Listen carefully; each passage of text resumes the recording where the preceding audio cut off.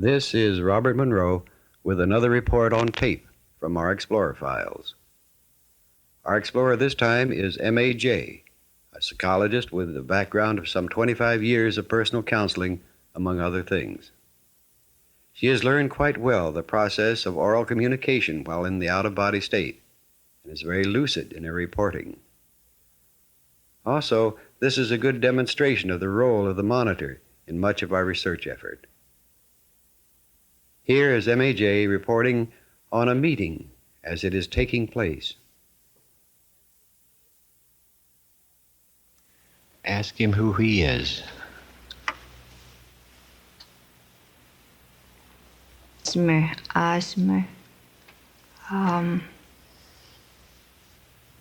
John Osmer. Some kind of a power plant. Director of a power plant.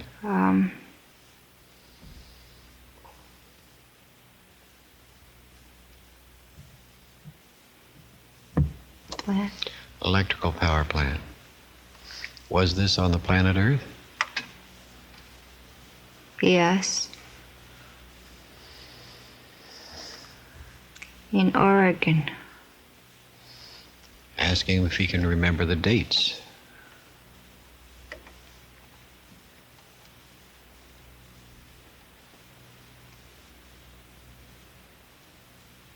$1898, he was born.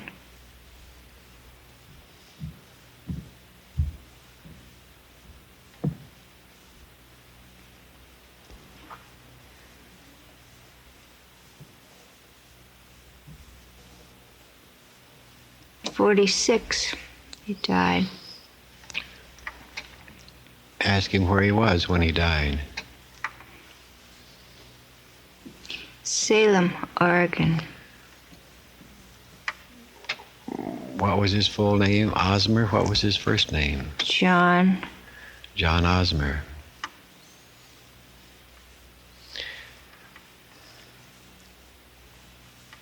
Ask him at what time of year he died in Salem, Oregon.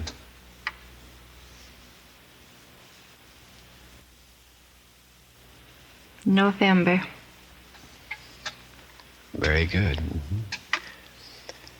Ask him what it felt like to die in November 1946. Ask him what it felt like. He died of a heart attack, and it was unexpected. And he felt fearful. He felt like he wasn't ready to go.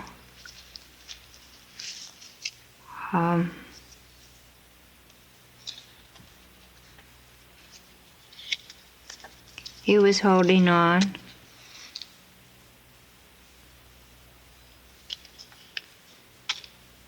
And then when he began to pass over to the other side, people came to meet him, to help him.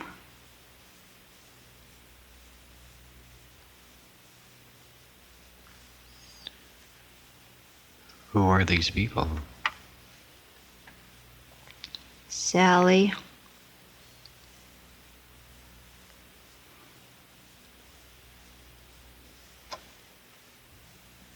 And who was Sally to him?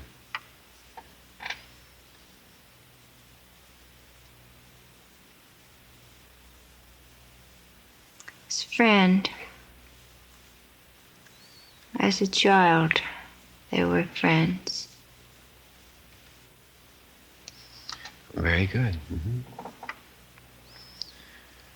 Ask him what happened after the people met him, after Sally met him. Then what happened? Well, there were two people that took him by she took one hand, and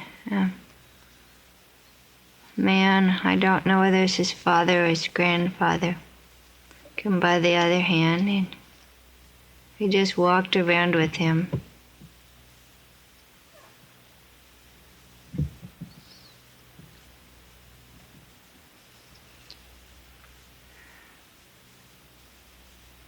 He doesn't really remember all of the steps he went through. was just a gradual adapting to this new situation in which he began using those skills he had developed on the Earth planet. To what is the purpose of his doing this that he is doing now?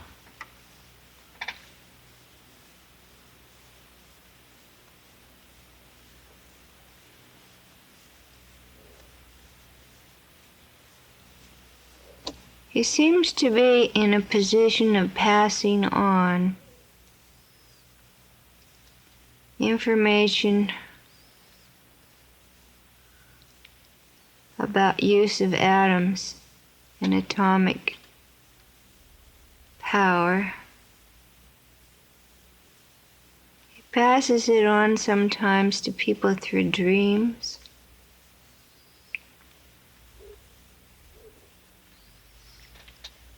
He's been attempting to directly channel some of this information. And I just am being told I'm not going to be given the specifics in this information, but that some people who have been doing research in a nuclear way have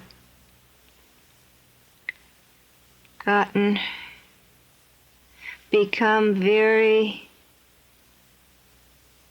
adamant against the use of nuclear power for weapons and have objected, have somehow, although they haven't actually joined in an external organization, there has been a concerted effort to oppose the use of nuclear power in a detrimental way, and John has been attempting to communicate with this kind of circle of people who are on the earth plane.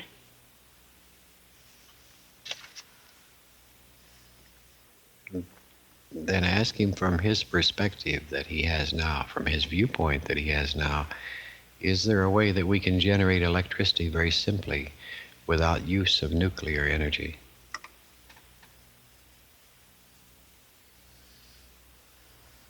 There's a level of power beneath the Earth's crust.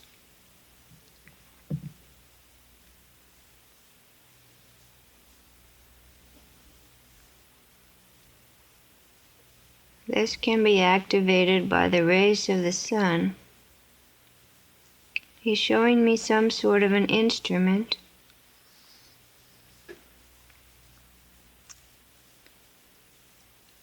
It seems to be shaped like an ice cream cone, large, of course. And it goes down 200 feet into the earth.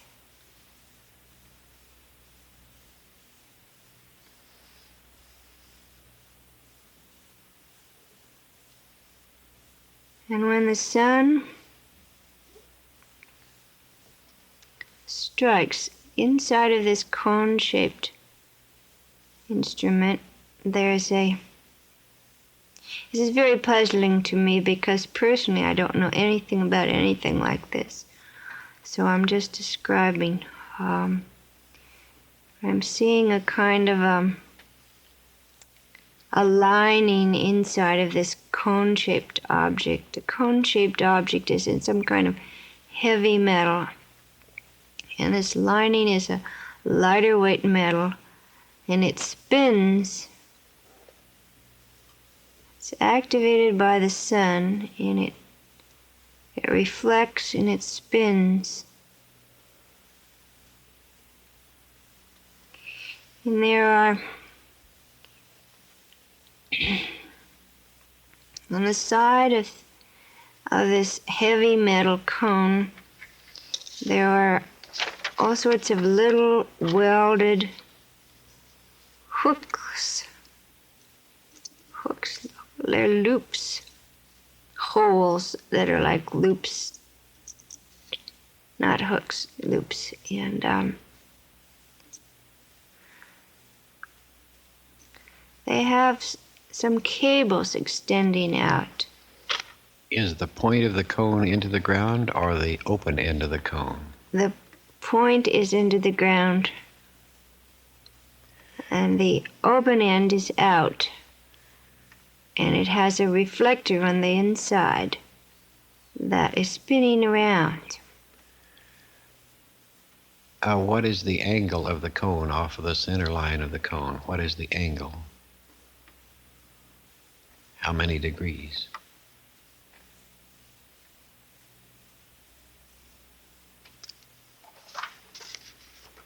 Maybe about 35 degrees.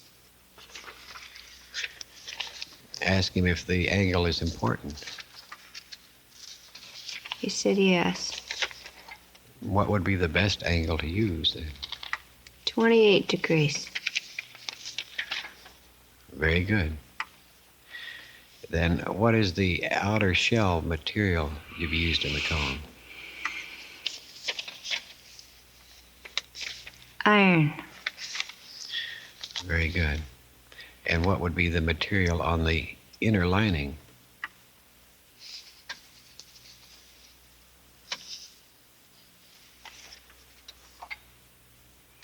It's a different kind of material than let me see if I can understand it.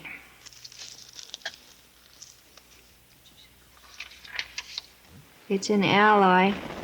It says aluminum and tin. In what ratio?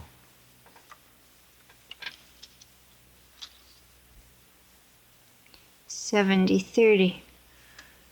30 is the tin. Very good. Fine. What is the principle behind such a unit?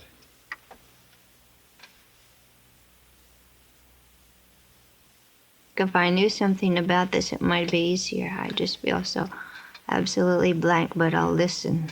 All you need to do is report. Based on the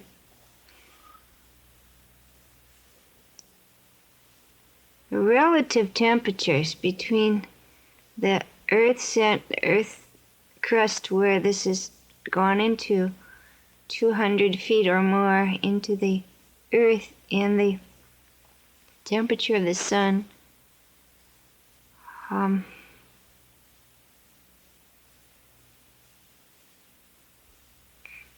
it's something like an alternating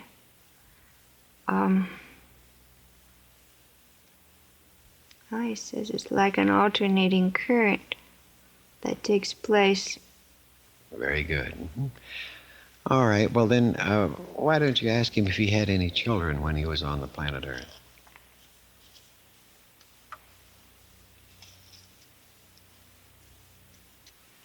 He said he had a son. His name was Mark. Ask him if he knows where Mark is now.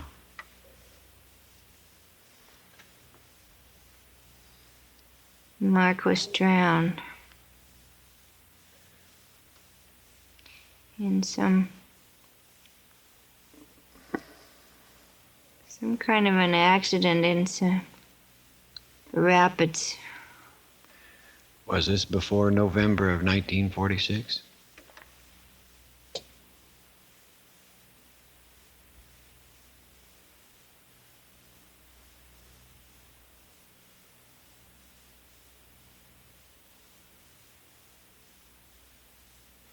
I get that it was 1948. Ask him if his wife is still here on the planet Earth.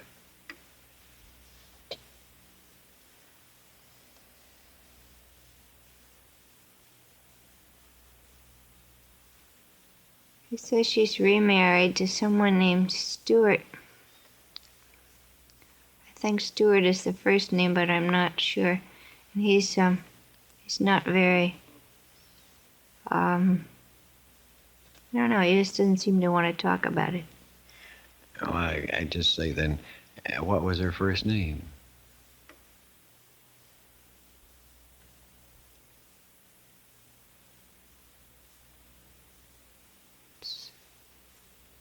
Sue. Very good. Then thank him for being so patient with us. Thank you, John. And then ask him how he feels about religion now that he is where he is now. How he feels about religion as it is, he knew it on earth here. Well, he said he was never religious. He used to think of himself as being an atheist.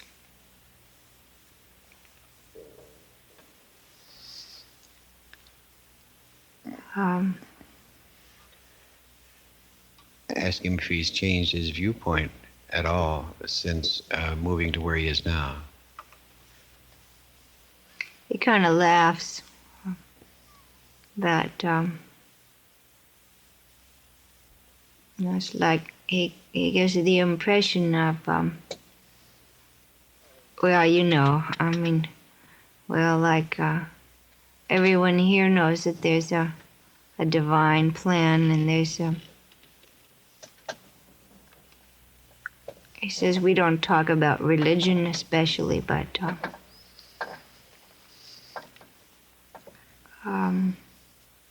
the spirit is what we're working on and with, and Ask him if he understands better the energy by which you're communicating with him right now. well, he says he certainly understands it better because when he was on the earth plane, he was not open to such communication. But he says he has much to learn in this area. He was really attached to his work. He made his work almost a god. And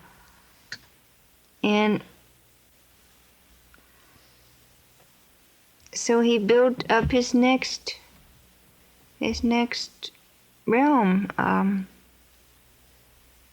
He has to work that out and then move on to another place where he can develop more artistic sides of himself, in another place where he can develop his spirituality higher. But what he's saying is that our attachments, our preoccupations with certain aspects of existence predetermine where we go, what planet we work on, what our main activities are. Once we get past a certain level of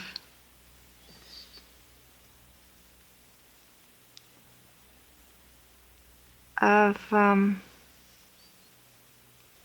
I guess he refers to it as a level of confusion. A level in which many spirits, many entities are kind of trapped, are able to communicate with both sides somewhat, but not with any expertise, or they can't really be helpful to anyone. It's I guess he says it's what we talk about as the astral plane, where no real work is done. It's just kind of an interim. But when one is in that interim place, it feels, well, he says it feels partly confused, but sometimes like not too far from the way one felt on the earth plane. Very good. Does he expect to return physically to the planet Earth? He says he really doesn't have that knowledge. He doesn't have any expectations. He's in a place where he just has something to do right now. And he says he's not one of the planners, whatever that might mean. Does he know who the planners are? He said all he knows is that there are, like, hierarchies of spirits. Has he met some of the hierarchy? He says he's met messengers in people that are more, or not people, entities that are more highly developed than he. But he really isn't very clear about all of that. Well, then ask him this other thing, that when he was on the planet Earth, did he attend college? Oh yes, he attended college. Ask him where he attended and what year did he graduate.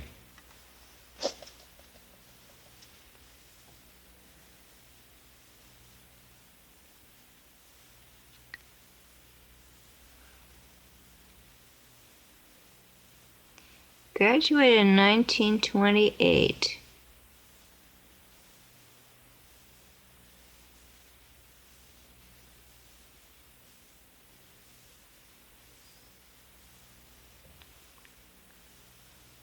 All I can get is Polytechnic. Ask him which polytechnic.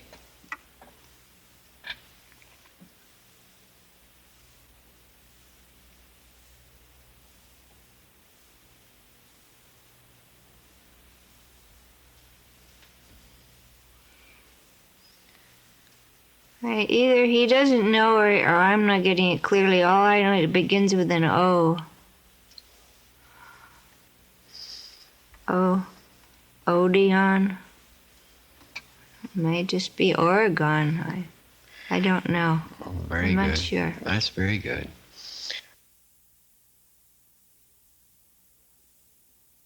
And there you have an interview with a John Osmer, who died in November 1946, apparently. We have not validated any of the information on this particular session, so if any of you would like to do so, go to Salem, Oregon, and find out about a John Osmer who died in November 1946. If you do, we would certainly like to hear what you find out. Also, we have much more of this information regarding this generating unit that John Osmer is so interested in, and perhaps you can find out something about that also. Continuing on, here's MAJ with her favorite friend in a non-physical way. Her friend's name is Hans, and she is with him at this moment. But Hans has been with me a lot of the time. Like whenever I seem to be in a real spacey place, he takes my right hand in his left hand. Can you communicate with him? Yes. Ask him then how he feels and what he thinks where he is now. He really doesn't think about it very much. He experiences, and he is connected to my development.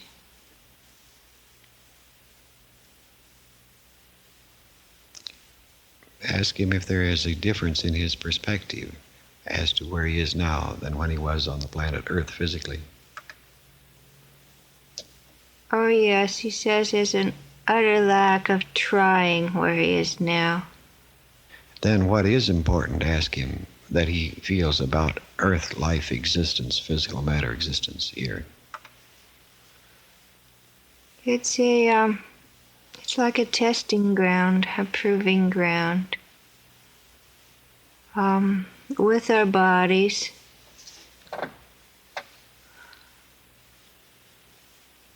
we are able to work out our karma in a more effective way than in the other planes.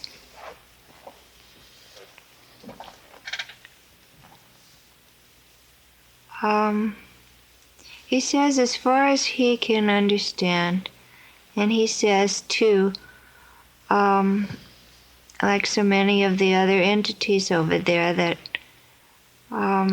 he has much to learn, but he is at a higher level of development than the gentleman we spoke to before. He lets me know that, but it's not with a sense of pride or anything. It's just a statement.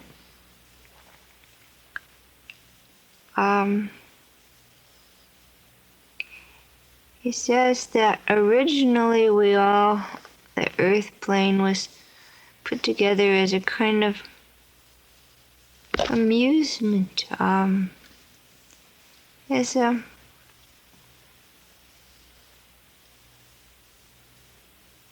just a toy, a game,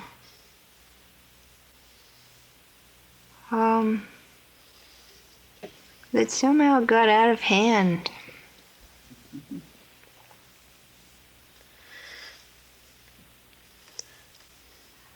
Who created the toy, the game?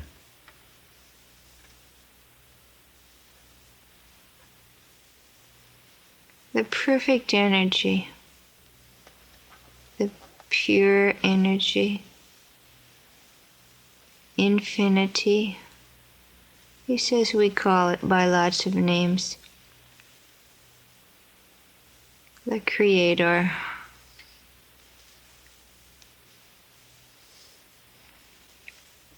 He says it wasn't an accident. It was a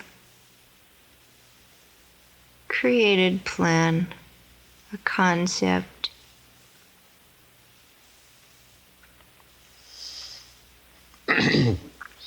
Very good. Mm-hmm.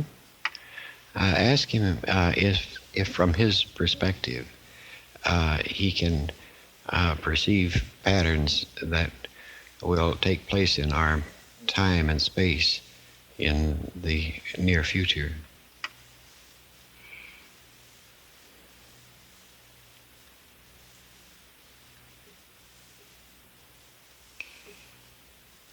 He says yes, and then he tells me right away, personally, that certain patterns have been hidden from me. Others have been given to me very clearly. We'll have to interrupt here because this is the end of this side of the cassette, and we will resume with MAJ and Hans on the other side. So simply pick up your cassette, shut it off, turn it over, and we'll see you on the other side.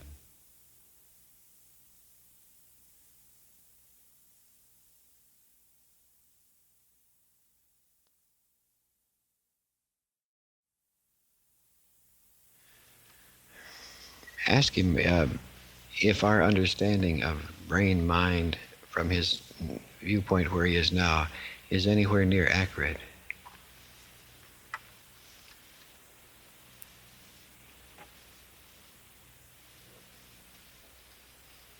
Well, he says there are different approaches in the Earth plane to the concept of brain-mind. Um, some more accurate than others, but that man has more than one mind. He has one brain, but he has more than one mind. There's a mind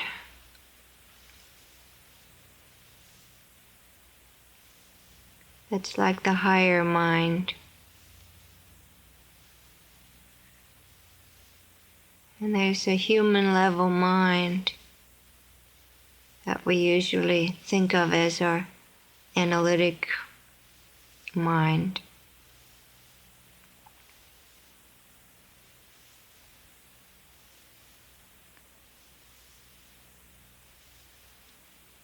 That the brain itself is a storehouse like a computer.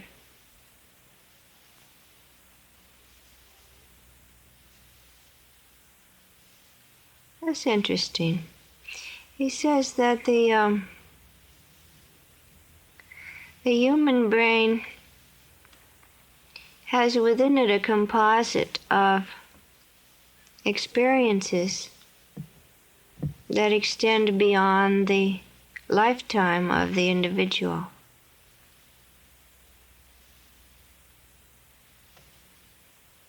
And it's the mind that interprets. The higher mind knows. The higher mind is wise, in touch with the wisdom, but the ordinary, the everyday human mind is the interpreter of the information that is stored in the brain. That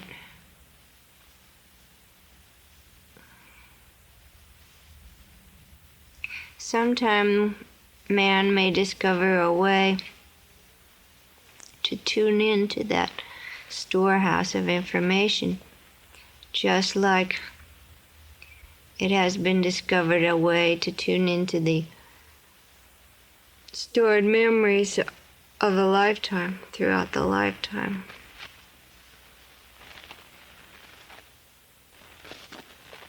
He says there will be a natural evolutionary process that will go along with the development of a higher level of consciousness. That some of the attempts at jolting the brain by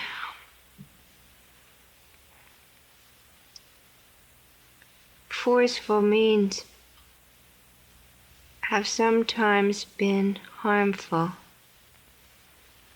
Some of the heavy drug usage particularly sometimes create a lesion between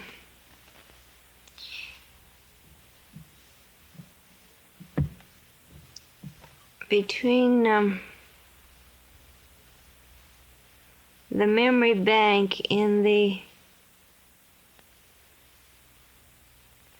current short-term, even long-term human memory. And a lesion is something that, it's like a leakage, so that some of these things would leak through, but not in an organized, sensible fashion, creating apparent psychotic episodes. And not particularly useful. Of our methods of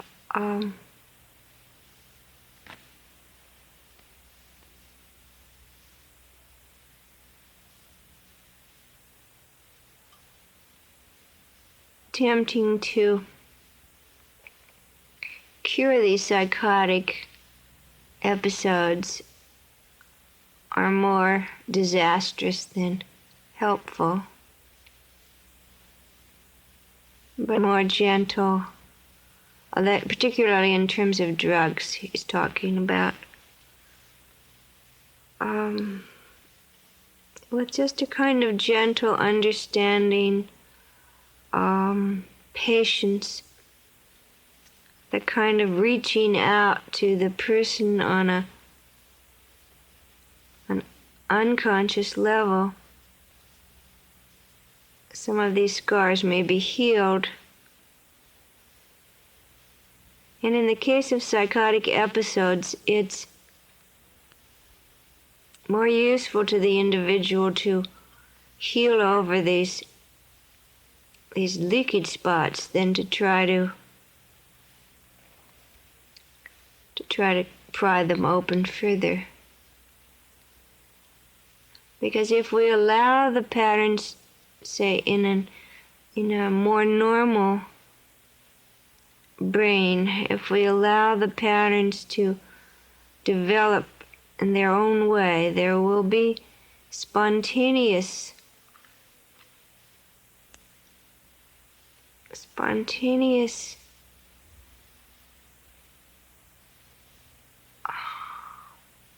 states in which the stored memory will pour through. He says this work that we're doing now is one way of tapping into that information. Their man is coming in to join us, and this man is dressed in like maybe what a hunter would have worn hundreds of years ago. He's got on kind of a leather suit. No, it's sort of a long vest, and it's on top of another shirt and pants. He's got on a hat. He has dark hair. I asked him who he was, and he said he was another guide on the same plane as Hans.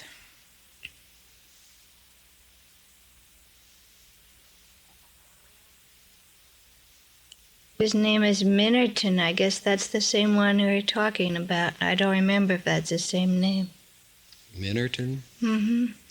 No, Yes, what he said, Minnerton. Fine.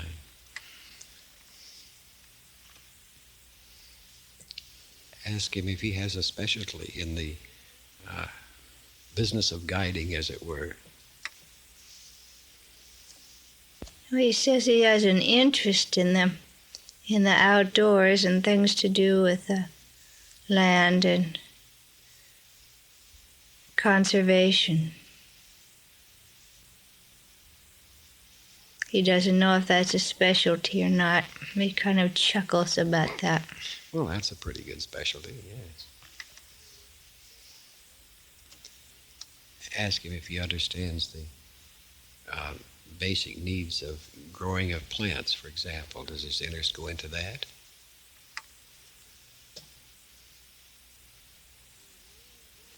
He says sometimes he can communicate with the plant spirits, and sometimes he can put humans in touch with the plant spirits.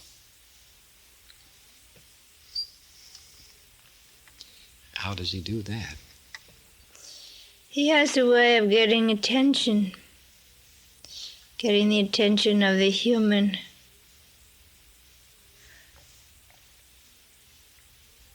Sometimes he just kind of imperceptibly reaches out. So the human feels a pull toward the plant.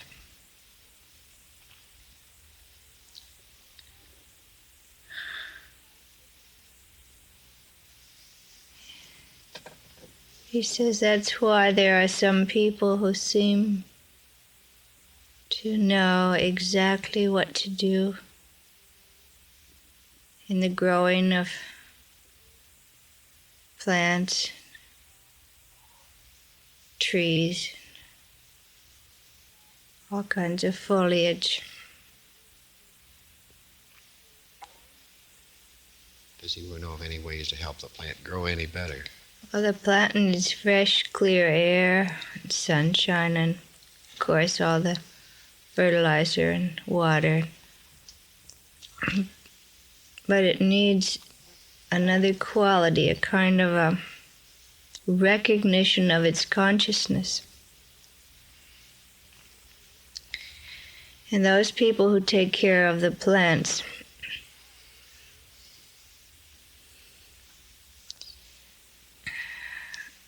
are able to help the plant grow by recognizing its consciousness, being completely aware that this is a conscious being.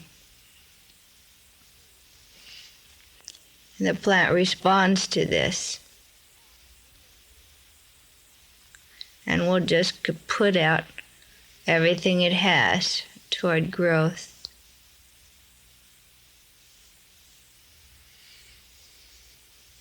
Is there a way that we can learn to do this?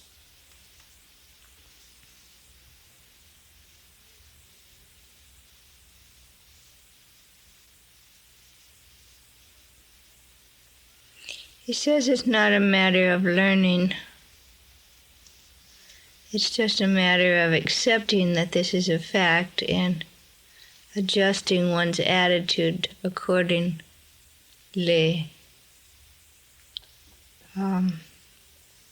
To simply be aware that each plant has the capacity to feel its environment and feel the emotions.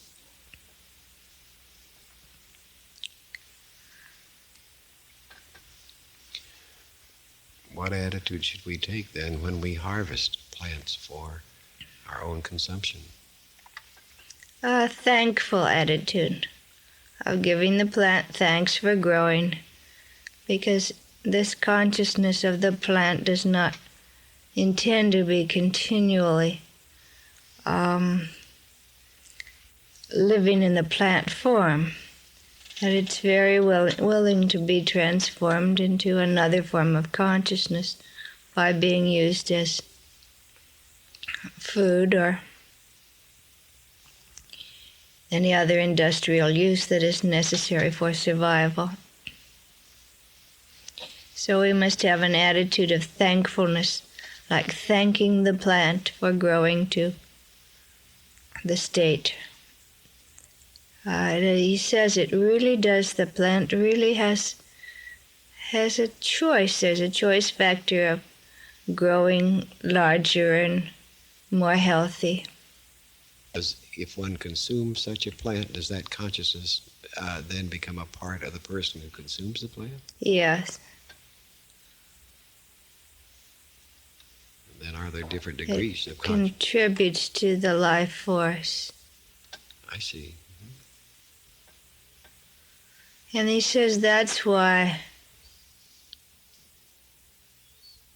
people are more vibrant, more alive, who eat fresh and raw foods, because the consciousness is still alive in the plant and transfers to the person who consumes it or the animal who consumes it.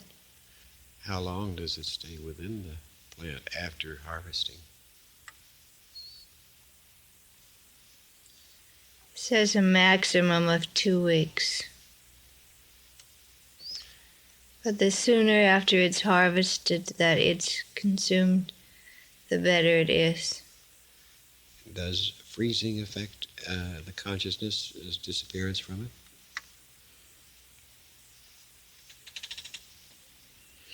He says it dims it, makes it less conscious, but if it's frozen very quickly, they benefit from the consciousness is still there, but not to the same extent as if it were consumed fresh. But it is better to freeze. In these terms, it is more useful to freeze than to cook. I see. Then by inference, the best way that we would have plants for our consumption in wintertime, as it were, would be a greenhouse where we could have fresh plants. Yes, it would. He says there are other benefits to the edible plants.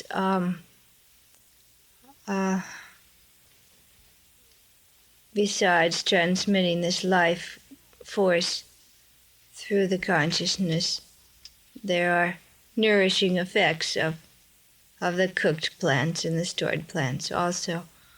But to get the maximum effect, one would eat fresh, raw, edible plants. Ask him if he has ever existed here on or in planet Earth and is well aware of the plants that we have. He says yes.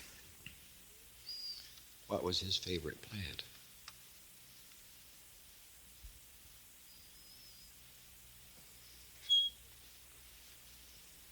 Rutabaga. Rutabaga. Mm-hmm. I couldn't hardly say that because I just can't imagine it, but he says he likes it. It has a lot of vitamins. And after that, what does he like? He likes beets and carrots and all the dark green plants. Spinach, broccoli. He's not as partial to those plants that have to be dried, but he knows that we must have them and they're useful. But he says you're asking his own personal preference. Yes, but he says they're very good, but particularly corn. He prefers corn to wheat.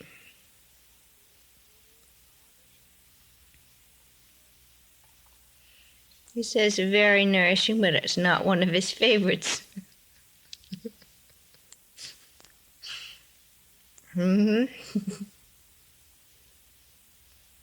Well, he's kind of laughing. He's kind of joking about this because he says, really, it doesn't make any difference what he used to like. But these are all very good sources of energy for us.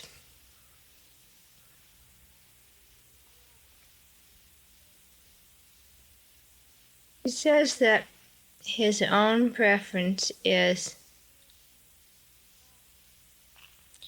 to eat the fresh, raw vegetables, grains, fruits.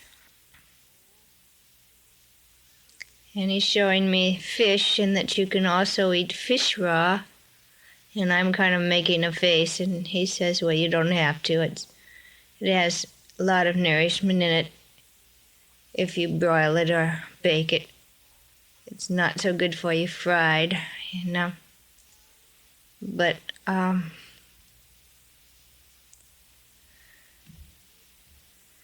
trying to get him to talk more about beef and lamb, pork.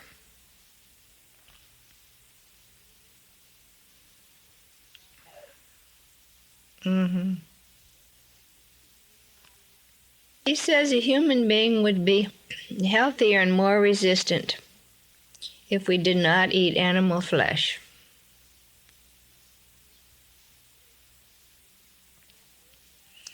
That we have developed a certain dependency on animal flesh, and particularly in cold climates, it seems to be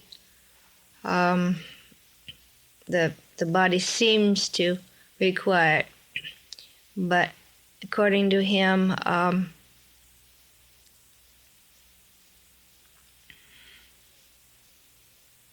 we would do better if we ate the grain directly instead of feeding it to the animals and eating the animals. We would be more, well, he's showing me like people being kind of light and springy and buoyant, resilient, and also resistant to diseases.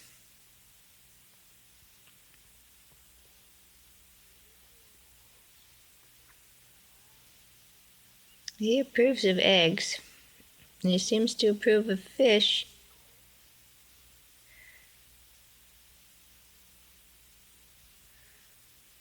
He seems to be kind of on the borderline about fowl. He says it depends on the circumstances. It's almost like I have the feeling he's trying to say to me, and it's not too clear, but it's like he's trying to say that there are periods of time when men eat different kinds of things, and it somehow has to do with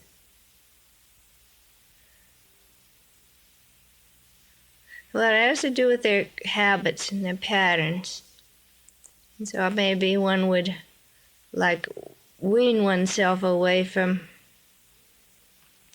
the fleshy animals and maybe then have fowl and then maybe not have that, but continue to have eggs and fish. I see lots of fish all around with the other food. He says wildfowl is more health producing. That's interesting. There's something about the domestically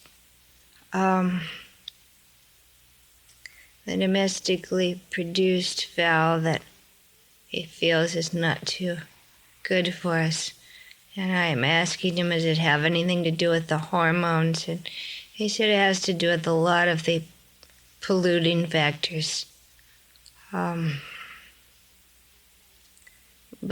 that he feels more comfortable about like wild ducks or pheasants or wild turkeys.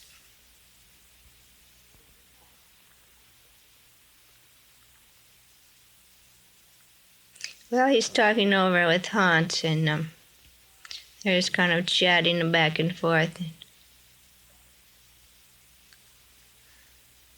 Hans says he's not really, he doesn't specialize in that, and in this other person, Minnerton, does. But that Hans feels it, really doesn't make a lot of difference. He has the feeling that although he agrees with his friend that this would be probably the most healthy, he feels that a human can develop to a level where he's not adversely affected by any particular food. And they're kind of arguing a minute and saying, well, why do we have to worry about adverse effects? Why don't we talk about what's positive and just eat the things that are going to bring a positive result, the most positive result. Hans is more inclined to just kind of let be. This other man is more more directive, more protective of the people at that level. But they really don't basically disagree. I think Hans, yes, I'm sure, he's saying, well, that's right. He's saying that if it comes about naturally, so that the food patterns evolve naturally by man listening to his body and eating these appropriate, what the body really asks for, then this is a most positive way to approach the matter of eating. Their disagreement seems to be in method rather than actually what is the best thing to eat. It's like Minnerton is more inclined to be kind of bossy, sort of autocratic, and Hans is more More tolerant. more tolerant, kind of allowing and letting the thing happen. Another thing they're both saying is that food grown in the same area where one lives is very much healthier for that human body. That the atmosphere contributes to the consciousness within the plant or animal, and that atmosphere blends more perfectly with the consciousness that has been surrounded by the same atmosphere. Very, very interesting. But creates some problems. I guess it would. So that's why Hans again says, well, he kind of shrugs his shoulders a little bit and he says, well, you're right, I agree, we both agree, but, from a practical standpoint, these humans have gotten themselves into so many funny situations that they have to go and buy everything from the supermarket that's been shipped all over the world before it gets there.